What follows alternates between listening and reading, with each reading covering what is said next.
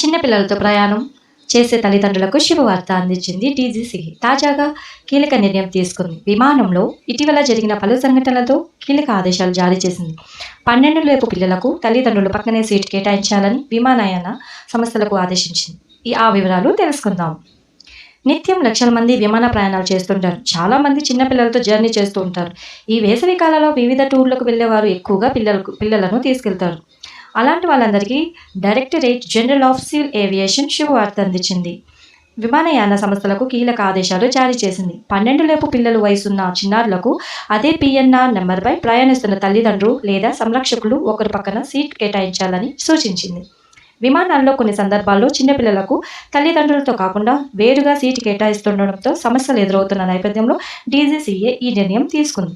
తల్లిదండ్రులు లేదా సంరక్షకుల్లో ఒకరి పక్కన సీట్ కేటాయించడంతో పాటు పిల్లలకు సీట్ కేటాయింపులకు సంబంధించిన రికార్డులను సైతం నిర్వహించాలని సూచించింది డీజీసీ.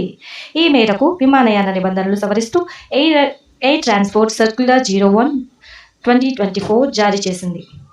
అలాగే విమాన సంస్థలకు సంబంధించి కొన్ని వెసులుబాట్లు కల్పించింది. 0 ప్యాకేజ్, సీట్ల ప్రాధాన్యం, మీల్స్, స్నాక్స్, డ్రింక్స్, సంగీత వాయిద్య పరికరాలు తీసుకెళ్లేందుకు ఫీజులు వసూలు చేసుకోవచ్చని పేర్కొంది. అయితే అది తప్పనిసరి చేయకూడదని, ప్రయాణికులు వాలంటరీగా ఇచ్చేలా చూడాలని సూచించింది. సాధారణంగా చూస్తే విమానాల్లో వెబ్ చెక్ ఇన్ ఆప్షన్ ఉంటుంది. ఆ టైంలో నచ్చిన సీట్ను ప్రయాణికుడు ఎంచుకునే అవకాశం ఉంటుంది. ఒకవేళ ప్రయాణికుడు ఏ సీటు ఎంచుకోకపోతే వారికి ఆటో సీట్ అసైన్మెంట్ నిబంధన వర్తిస్తుంది. సీట్ ఎంపిక చేసుకున్న వారు కొంత అదనంగా ఛార్జీలు చెల్లించవలసి వస్తుంది. అయినప్పటికీ తమకు నచ్చిన సీట్ను ఎంచుకోవచ్చు. 2 అంతకన్నా ఎక్కువ మంది ఒకే కుటుంబానికి చెందిన వారు లేదా స్నేహితులు కలిసి వెళ్తున్నప్పుడు వారు సీట్ ఎంపిక చేసుకోకపోయిన సందర్భంలో ఇబ్బందులు తలెత్తుతున్నాయి.